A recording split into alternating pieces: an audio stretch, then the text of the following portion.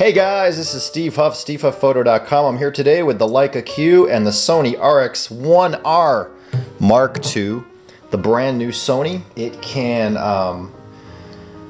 be the perfect, well, I don't want to say perfect because no camera's perfect, but it excels for street shooting with its 35 f2 lens. Just as with the old RX1, you have the macro mode, which Leica copied and put in the Q, but it's in both. It's easier to put in the macro mode on the Sony because the Leica's is way back here. But on the Sony, you're missing the distance scale. For those who like to set their manual focus distance manually, I should say. The Sony RX1R2 has this really cool pop-up EVF, and it's not an afterthought. It's not a crummy EVF. A lot of people think, well, I didn't like the one in the RX100 Mark IV, it was too small. Well, this one is a slight improvement of the EVF that's in the A7R2, which I also have right here. The RX1R Mark II is tiny, fits in a coat pocket. When you don't want to use the EVF, you just push it down and slide up. Now to get this EVF in here, which is what I asked for, and many asked for after the original, why doesn't it have a built-in EVF? The first RX1R series, you could buy a $550 external EVF that stood up to here and brought your cost of the camera to closer to $4,000. So Sony, I am applauding them for putting the built-in EVF on the new model. You also have a tilt screen, tilt LCD as usual. The same controls, your exposure compensation dial here, your mode dial, you have your wheel dial here. The RX1R is small, but it feels solid. It's very well constructed. If you put it next to the Leica Q, which is its main competitor, you can see how much smaller it is than the Q. The Q is about like a M-sized almost, I would say, a little thinner, maybe a little thinner, I don't remember. But it's definitely a lot bigger than the RX1. Now the RX1R Mark II, you have that new 42 megapixel sensor, the same exact sensor that's in the A7R Mark II, which is their flagship top of the line sensor, Sony. It's quite special, this camera. You can capture shots with bokeh, however you want to say it. You can capture shots with microscopic detail. You can turn on or off or set the AA filter, the low pass filter. You could turn it off or you can have it on, and you could set it to strong or medium. So it's adjustable. That's why there's no RX1 Mark II and an RX1R Mark II, because the RX1R Mark II is just like having both in one. So it's 30% faster in autofocus than the original. But because of that large sensor, the 42 megapixel, if you're someone who likes to take a shot like 10 shots in a row and then zoom in on chimp and zoom in on the LCD, this takes a little while to show those images on your screen because you're dealing with 42 million pixels. So when I see somebody complaining, you know, oh well, when you go to play a file and zoom in, it takes forever to zoom in, which right there, it took like half a second. So it doesn't take long, but if all you do is chimp and pixel peep, you know, this is not going to be the speed demon in the pop-up on the LCD for you. But it will deliver you probably the best technical IQ you can get from any full-frame camera because it has that matched 35 Zeiss lens on it. And that's an important thing. The lens goes all the way to back here. You see this marking on top of the camera? The internals, the back of this lens hits the sensor right here. And this lens was perfectly matched to the sensor. So you're going to get sharp corners, you're going to get sharp performance across the range, even at f2. Of course, besides your depth of field issues, your focus point will be razor sharp with this camera. Now, a lot of people are comparing it to the Q. Now, the Q comes in at $1,000 more, around $1,000 more for the Q, and they're really hard to find. The Q has a 28mm lens, this has a 35. Full frame 24 megapixel, full frame 42 megapixel. Larger, smaller. This, though, the Q has a 1/16 thousandths of a second shutter. The RX1 doesn't have that. You can only go up to 1/4000 a second. So if you want to shoot in full sun at f2, you need to put an ND filter on this guy right here.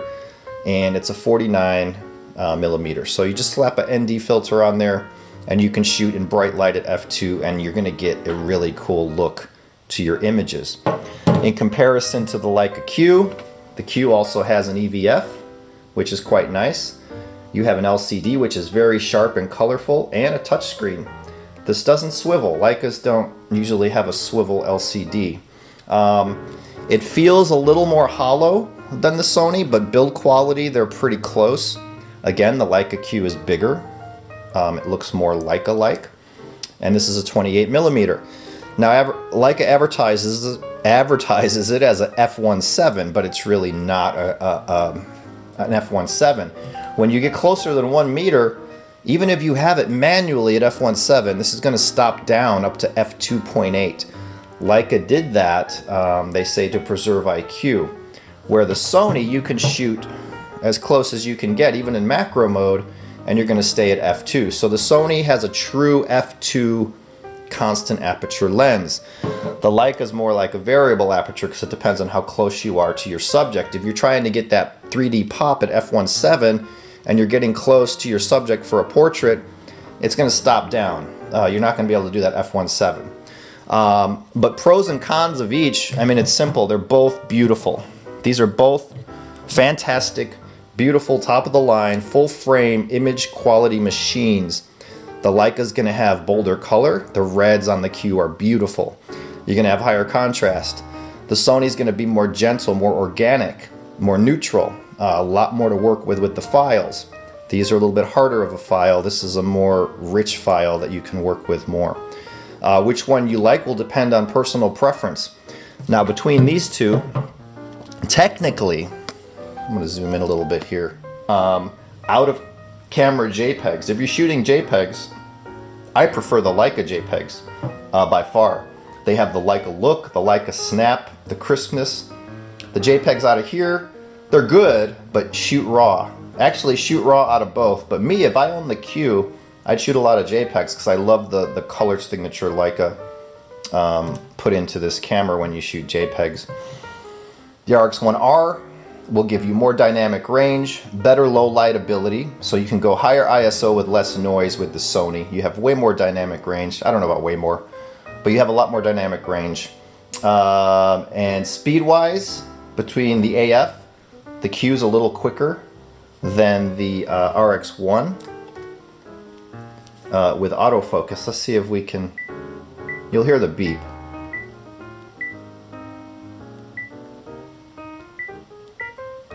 So it's pretty quick. Now if I do that with the Sony, it's not going to be as snappy, I don't think. And I don't have the beep on, but lock, lock, lock, lock, lock, lock. It's about as quick as the Q. Yeah,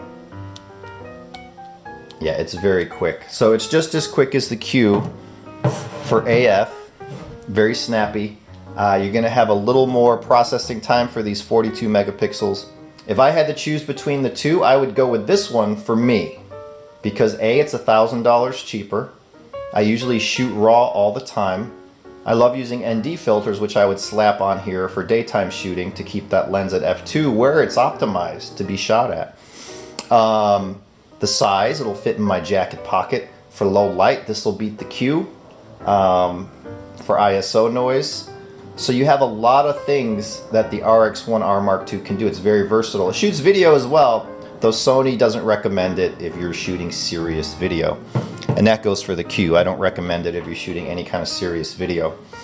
The Q, you have that faster shutter speed, so you don't need an ND filter.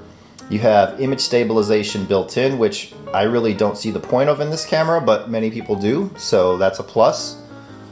You have better battery life. The Leicas are using great batteries these days in their SL and their M, and now in the Q. You get really good battery life. The Sony, unfortunately, is still using these little batteries, but they did that so they didn't piss off people who bought the old versions and had a stash of batteries. You could use your same batteries. I actually lost my lens cap the other day. It's somewhere in my car, but it has that nice hefty metal lens cap where the Leica has the metal cap that goes over. So they're both beautiful cameras.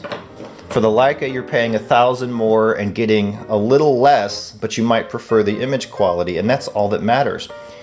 Not all that matters.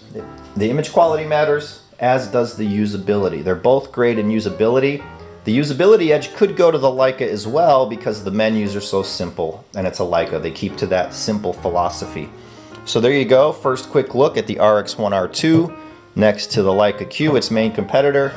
And for fun, there's the A7R2, which with the 16-35 looks kind of like a beast, of course. And I'm shooting this video with the Olympus EM10 Mark II and the beautiful 7-14 Pro zoom. All of these are fantastic. You can't go wrong with any of these cameras today. Like I said, personal preference, I love all of these. I don't love this more than this, and I don't love this more than this, and I don't love this more than this. I love them all equally. But if I was to rank them, I'd have my Leica SL here for IQ, Leica SL, RX1R2, A7R2, and the Leica Q. And they're all so good and so close in the IQ, most people wouldn't even be able to tell the difference. I always check back to stevehufpphoto.com for news, reviews, daily inspirations, guest posts, and everything photographic. Bye. There goes my phone. You hear it? I gotta go. Bye.